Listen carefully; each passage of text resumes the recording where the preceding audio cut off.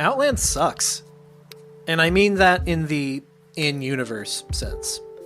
Drained of its resources, it's a bunch of splintered rocks all floating out in the most dangerous reaches of the known galaxy where just about anyone can come and go as they please. In other words, it's just like the side entrance hallway of my house where we keep the laundry machines. You wouldn't want to go in there unless you absolutely had to, and you want back out just as quick. But as we all painfully experienced in Warlords of Draenor, the world of Outland was at one point a beautiful, verdant planet teeming with life. Called the Sunstone by the Arakoa, the known Earth by the Ogres, and that place I'm going to corrupt and ruin forever by Gul'dan, Draenor in many ways is a mirror of Azeroth, showing what could potentially happen to the planet if any of the evil schemes and doomsdays of the past would have been seen through to their conclusion. But Draenor lacked one thing that Azeroth did not. Murlocs. I mean, heroes. People willing to inspire others and make the needed sacrifices for the common good. Which isn't to say that the Orcs or any of the other native races of Draenor couldn't do that or didn't have heroes. We've seen time and again how the Orcish people are brave to a fault, and courageous, and have done the right thing when called for. However, Draenor lacked the needed defenses that the likes of Azeroth had to withstand the schemings of a burning legion using a blueprint it has deployed time and again across countless planets and galaxies. And quite honestly, the fact that there's even anything left of Draenor at all, even a broken husk like Outland, is a minor miracle. The spell by Ner'zhul deployed to escape the Burning Legion cracked the literal realities of Draenor, dooming not only the planet, but himself in the process. But if you aren't a fan of the novels and extended universe fiction of Warcraft like I am, then you probably don't know all that much about how Draenor came to be, and, more importantly, how it went badly so fast. It's also a story of nuance. The Orcs absolutely had a good reason to want to get off Draenor at a point, even if it was a prison of their own making. However, being used by Gul'dan and the Legion ensured that the Orc race would have to go through a number of trials and tribulations before they would ever see their promised land out in Durotar.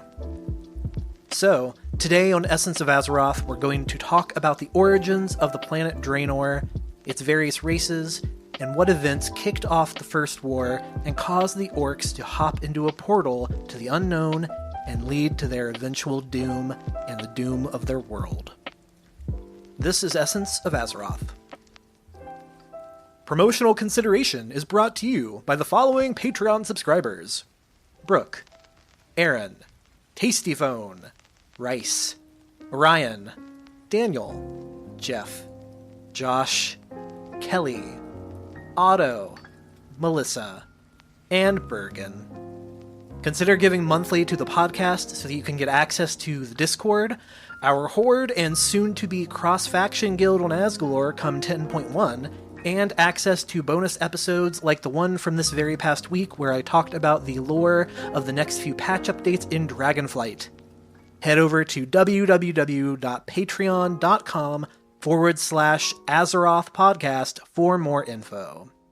And now, a word from Kalimdor Public Radio.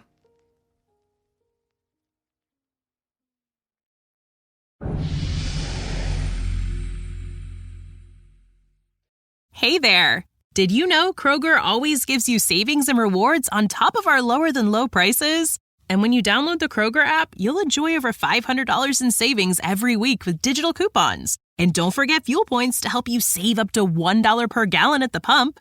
Want to save even more? With a Boost membership, you'll get double fuel points and free delivery. So shop and save big at Kroger today. Kroger, fresh for everyone. Savings may vary by state. Restrictions apply. See site for details.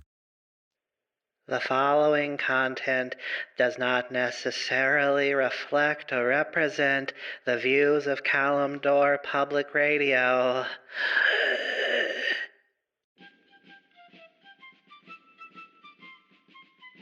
You've got clear skies all across Kalimdor here at the top of the hour, and welcome back to Hour 6 of the Tome of Clarity. Gordoth here, once again coming to you from the pristine molten fields of Ragefire Chasm, deep down beneath our quote-unquote beloved orc capital of Orgrimmar. That's right, the prodigal orc has returned home. We've cleaned up all those charred bits of Blood Elf that someone left in my studio. Thanks for that, Red Rose. Now, I don't mean to sound insensitive, ladies and gentlemen, but the Horde used to stand for something. Honor. Blood. Murdering your space goat neighbors simply because you got tired of them praying all the time. These were the beliefs of the first and true Horde. No cowmen, zero pretty boy blood elves, and definitely no zombie humans crying all day because their capital city is a literal biohazard. And I would know. I was part of the original Horde. Yes, gentle listener, that's correct. Your brave leader, Gordoth, was part of that first scouting party that ventured from beloved, beautiful Draenor, went through the dark portal, and began the war against humanity. Oh, I fought brave. Pink-skinned savages were all around us, and we fought tusk and nail for our Horde. Alas, even the bravest orc in existence couldn't all survive the terror, and I stood the only one left in my platoon. And so I went into hiding, hoping that one day my clan would return and acknowledge my bravery, excellence, and honor. Pardon me, General, but you's gotta call on line 1. A caller? This is a first. They must want to know more about my exploits against humanity. Go ahead, caller. You're on the Tome of Clarity. Yes, Zug. Thank you for having me. I'm listening via Radio Free Outland, and I love the show, but I'm confused. You said Draenor was beautiful? You sure? Didn't everyone leave because all wildlife was dead and planet exploded? Okay, bye. Beauty is in the eye of the beholder. Textual. I was crushed to have to leave a planet, but someone had to stand up for a brighter tomorrow, and it wasn't going to be that coward Duritan. Excuse me, lines 2 through 20 are also on hold. Okay, great. It's a busy day here in the studio. Go ahead, caller. Give me some truth bombs. Gary, you coward! I knew I'd find you eventually. Oh, Rend? Is that really you? I thought you, died. That's War Chief to you, Gary. And what is this garbage about you being the only survivor? You didn't even fight a single human. You saw a human child playing with a puppy out in Westfall, peed yourself, and hid in a cave for the entirety of the First War. That wasn't a puppy! The fangs were huge! Wow. It, looks like we're out of time for today. Thanks again for all the dedicated callers, but I really must be going. All this talk about Draenor is giving me flashbacks to the war, and I really just need some time to myself. This was the Tome of Clarity. Stay tuned for the Tauren Funk Power Hour coming up next. It wasn't a puppy!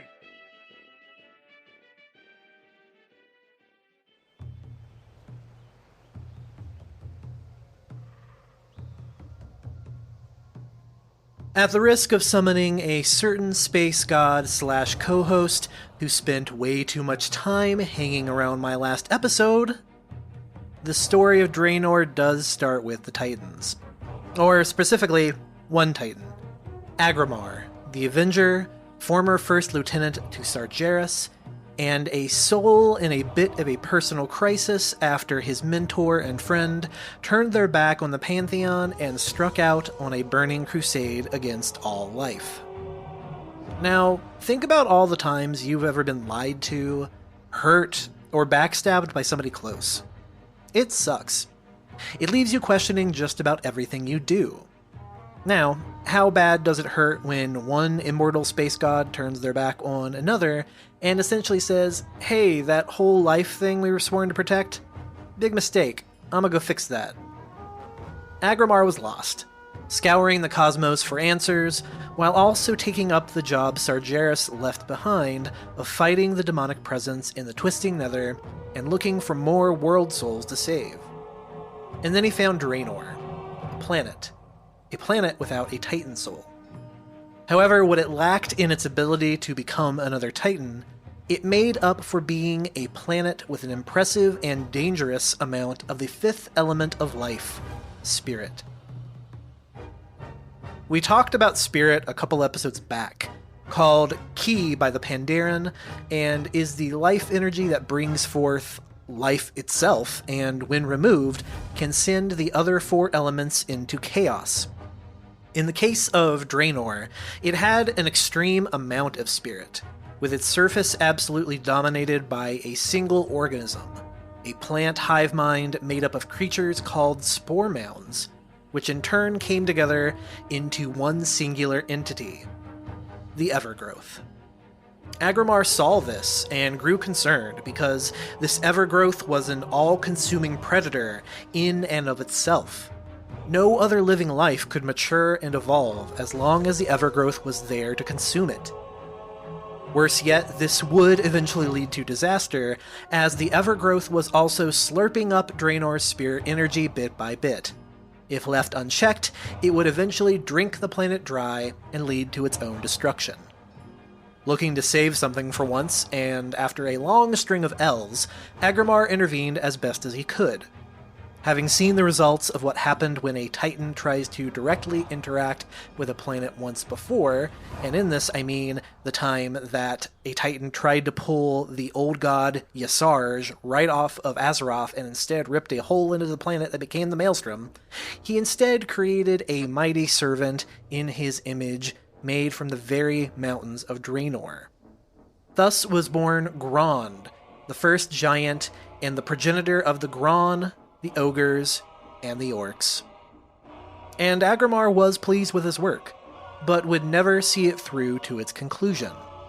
At this point, Agrimar leaves and is called back to the seat of the Pantheon for what will be the Titans' confrontation with Sargeras and the destruction of the Pantheon's physical bodies.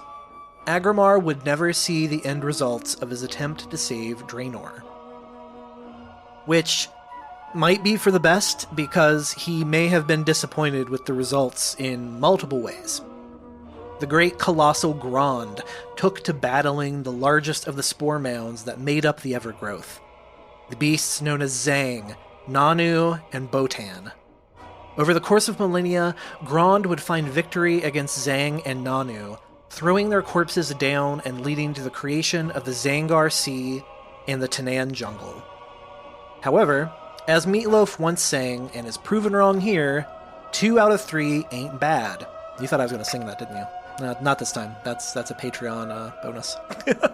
And in the case of Grond, he eventually fell in battle to the final spore mound, collapsing into the terrain, with his body forming the mountains of Nagrand.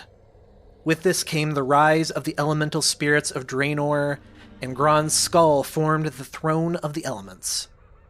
However, the day was won. The Evergrowth was mostly crippled at this point. And at this point, we're in for a lot of begetting, similar to the Bible.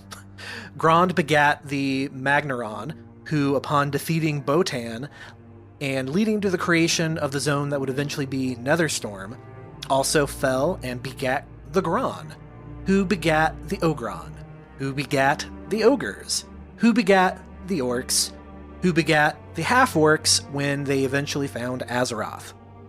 So, yes, if you didn't know it before, you do now. The Orcs are the long-distant descendants and relatives to the Ogres and the Graan. And none of them got along. Just like my family.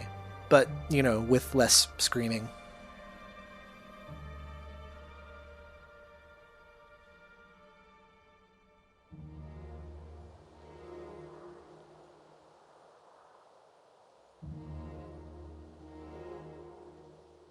Warlords of Draenor did a really great job at confusing everyone. Showcased as an alternate Draenor, the expansion was an attempt at showing the old world to fans who knew nothing about Warcraft and pre-Warcraft lore. However, those differences between the actual Draenor and the splintered Draenor also led to just enough changes that it mucked up the works. For instance, the Magnaron, the first colossal children of Grond. Brutish monsters and walked across the face of Draenor, eating and destroying everything in their path, including other Magnaron. In the main timeline, the Magnaron are eventually hunted to extinction by the first Orcish horde.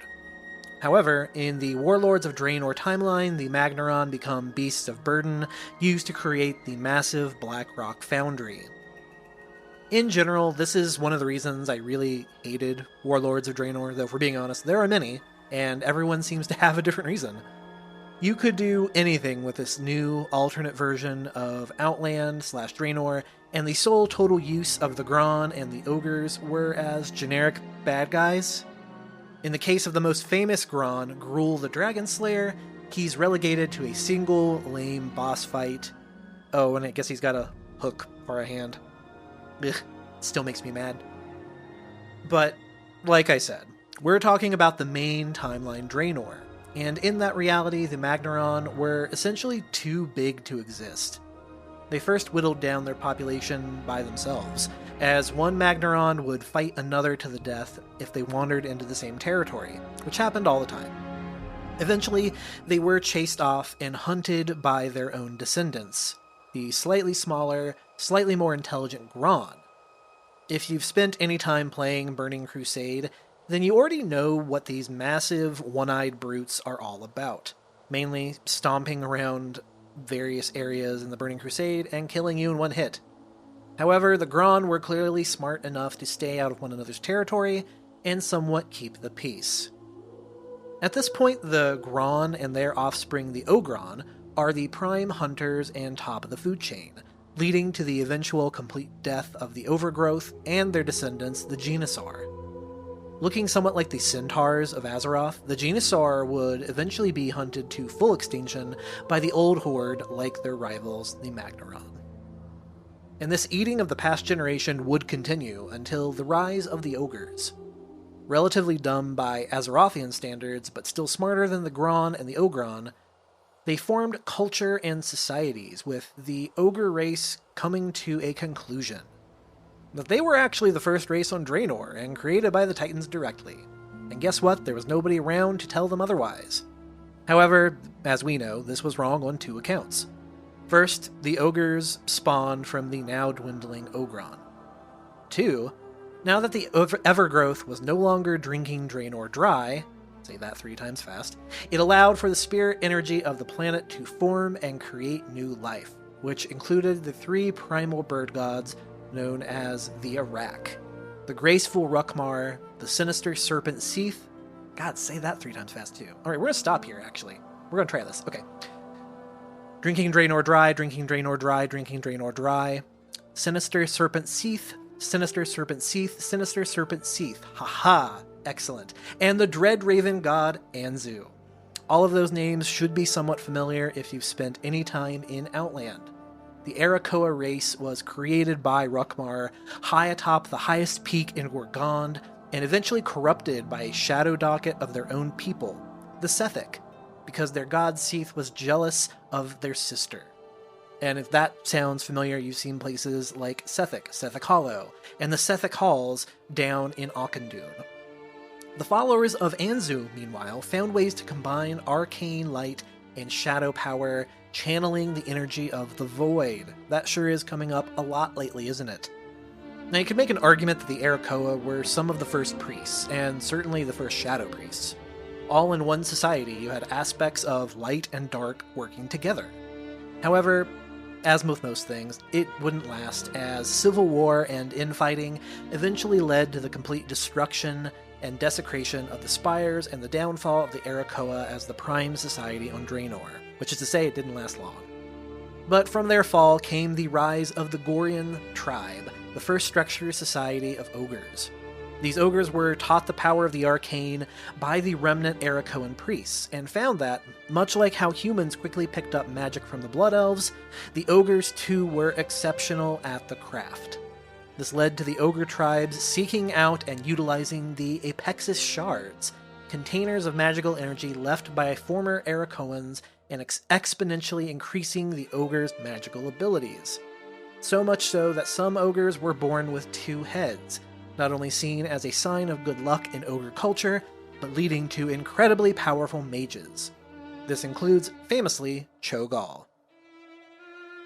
This led to the ogres breaking their bondage from the Ogron, splitting off and forming the First Gorian Empire, and the near-total elimination of the Gron and Ogron. Once more, life found a way, and this led to more life taking root, including the Orcs, who had their beginnings hiding underground to avoid the enslavement suffered by the ogres. It was around that time that the Orcs emerged in Nagrand and began a distant and somewhat peaceful existence until the Gorian Empire encroached upon Orcish land and attempted to take over the throne of the elements and power for themselves. This kicks off a long-standing civil war between Ogre and Orc, eventually ended when the Orcish shamans used their power to starve out the Gorian civilization, because at the time, where Goria was located was, or at least not Goria, but as we talk about later, the prime area where most of the ogres were located was a port city. It was located off the water. And guess who has control of the water in Draenor? That's right, the shamans.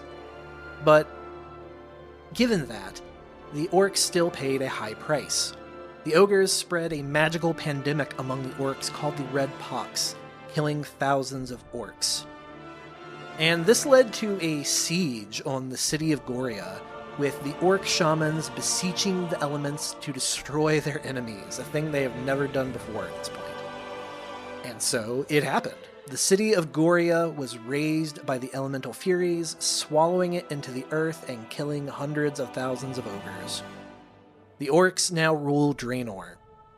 However, it wouldn't be long until they were joined by visitors from another world and doomed themselves to enslavement, as well as the destruction of their planet.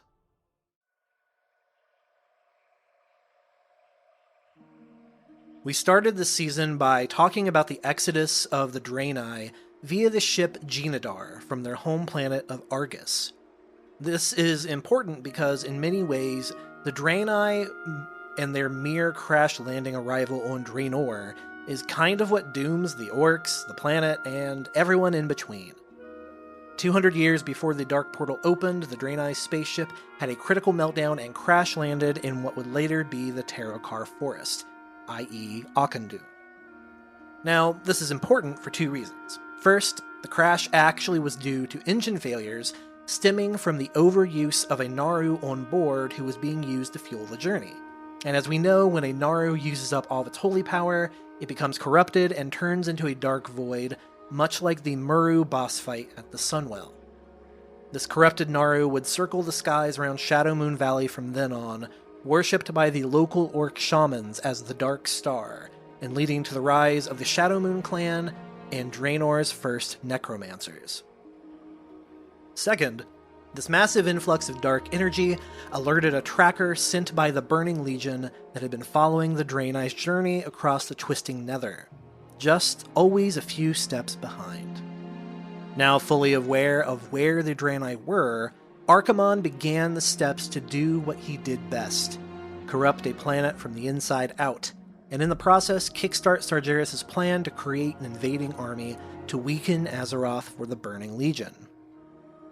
The Draenei were not overly welcome upon first blush onto Draenor. Establishing a new capital city called Shatrath on the bones of where the ogre capital of Goria once stood, the holy space goats used their superior technology to immediately make a statement to the quote-unquote primitive races of Draenor. Don't mess with us and we won't vaporize you. A clan of ogres learned this the hard way. Angered by someone settling on top of their former home of Goria, they attempted a siege on Shatrath only to be met by arcane-powered armor and holy wrath, which you should understand was an extreme countermeasure because the Draenei were still pacifists. They didn't want to hurt anybody, but they were going to defend their own. They had been through too many places and been forced to run too many times at this point to not defend what was theirs. And this starts a tense but respected relationship between the Draenei and the Orc tribes, though most notably the ones in Nagrand. Both were weary of one another, but through trade and occasionally helping the other out, both races learned that they had more in common than not. This includes the time that two young orcs named Durotan and Gramash got lost in the woods around Shatrath and were saved by a Draenei patrol and safely returned home. But, as with most things, nothing good can last forever. Archimonde had set his sights on Draenor, destroying the refugees from Argus and creating a bloodthirsty army for Sargeras. He just needed a pawn, someone to slowly and silently earn the respect of the Orc tribes. He found that rube in Gul'dan, a frail, sickly orc who was made an outcast by his tribe in Nagrand and forced to wander. Always alone, Gul'dan wanted nothing more than the power to make all around him suffer and to never be made to feel low ever again. He was given that chance by Archimonde, taught fell magic, and became the first true warlock in the process. However, revenge would come slowly. Some would say too slowly for Gul'dan, which is what eventually leads to his downfall. However, he was the first to begin consolidating power within the Orc hierarchy, and he starts with the Shadowmoon clan and a shaman named Ner'zhul, convincing the old orc to take Gul'dan on as a shaman apprentice, but not knowing his agenda. We're not going to detail the full story of the orc's downfall via Gul'dan here. For one, that's probably a future episode. But two, it's one we've kind of talked about in bits and bobs throughout this season, so if you really want to know more, then I always recommend the WoW Chronicles Volume 2 book, which literally just covers all of this. However, we do care about the destruction of Draenor and how we get from there to the Outlands, and there's two key events that lead to this. First, the corruption of the elements. You see, in order for Gul'dan to win over the orcs, he had to make them believe that the world and literal elements had turned against the orcish people. Only if things had gotten so awful at home would the orc war chiefs ever all agree to join together for an invading force somewhere else. The first step in this process was teaching the Shadowmoon clan fell magic on top of their necromancy, creating the Shadow Council and the first fleet of warlocks. The spreading of fell magic in general became commonplace throughout the orc tribes, and even the ogres. Not only did this give them significant power, but it had the added side effect of poisoning the environment with a fell aura. Wildlife died, the Everbloom shriveled away for good, and once bountiful game and hunting went extinct overnight. This full conversion finally took place in Shadowmoon, on top of its tallest mountain, where Gul'dan began to channel the power of the Dark Star, the corrupted Naru floating above, as an energy source for an invocation to open the dark portal to Azeroth. This caused the land to explode and erupt in fell magic, with rivers and lakes turning into green magma and mountains exploding everywhere. The largest volcano in the area and where Gul'dan did the spell is now referred to as the Hand of Gul'dan, and the elements left the orc tribes behind, with shamans no longer able to hear the call. However, the true shattering of Draenor would come at the hands of Ner'zhul, shame of the orcs, future Lich King, the one who let the devil in. Convinced by what he thought were the whispers of his dead mate, Ner'zhul followed Gul'dan's plans for corruption and invasion against his better judgment. It was only after discovering he had been tricked by the Burning Legion and made an outcast by his clan for turning the elemental furies against the orc tribes. Painting the white skull of an outcast on his face, Ner'zhul was soon captured by the Shadow Council and forced to watch everything he held dear melted down for scrap by the new Horde war machine. Things didn't go as planned, though, for anybody. The orcish invasion of Azeroth was not only turned away, but the Alliance now went on the offensive, and sent an invading force of their own to end the orcs once and for all. Attempting to save his people, Ner'zhul tapped into the magics once used to open the Dark Portal, and just started opening gateways everywhere and anywhere, desperately hoping to find a place for the orcs to call home. It failed miserably. He couldn't control it, and in the process shattered Draenor. Suddenly there are portals to every which land, and the very land of Draenor, now Outland, is tainted with arcane energy and broken apart. Now just a bunch of land masses floating in the twisted nether. Ner'zhul abandoned the newly formed Outland in an attempt to escape the Alliance and the Burning Legion, hopping through the first portal he saw, leaving everyone else behind.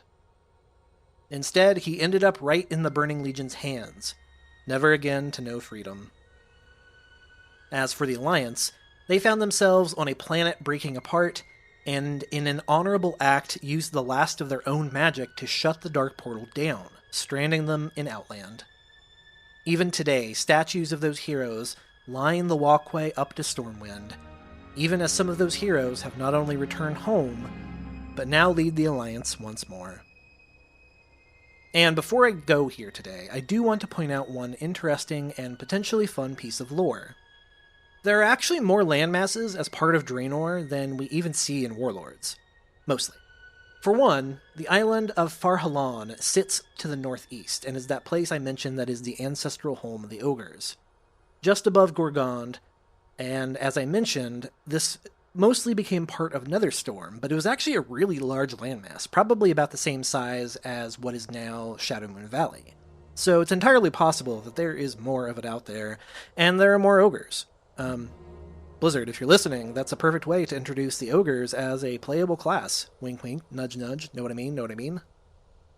Likewise, there is a rather large island about the size of half of Hellfire Peninsula that players know all too well as Ashran. However, in the normal timeline, this was a place called Deathwing's Lair, and was where Neltharion called home while on Draenor. Legend says that it was razed to the ground during the Alliance invasion, but given how much the legacy and legend of Deathwing seems to be reappearing lately, it could be entirely possible that floating out there in the twisting nether, potentially within sight and scope of the Void Lords, is a place that the former Earth Warder once called home, and is waiting for someone else to ring the doorbell once more. Next time on Essence of Azeroth, we've waited long enough. You've heard the stories of Outland, its people, its raids, its legacy.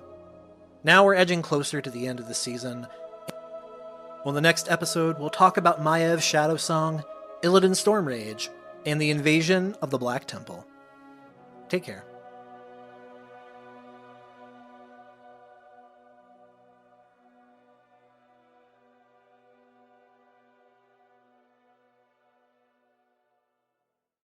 It wasn't a puppy!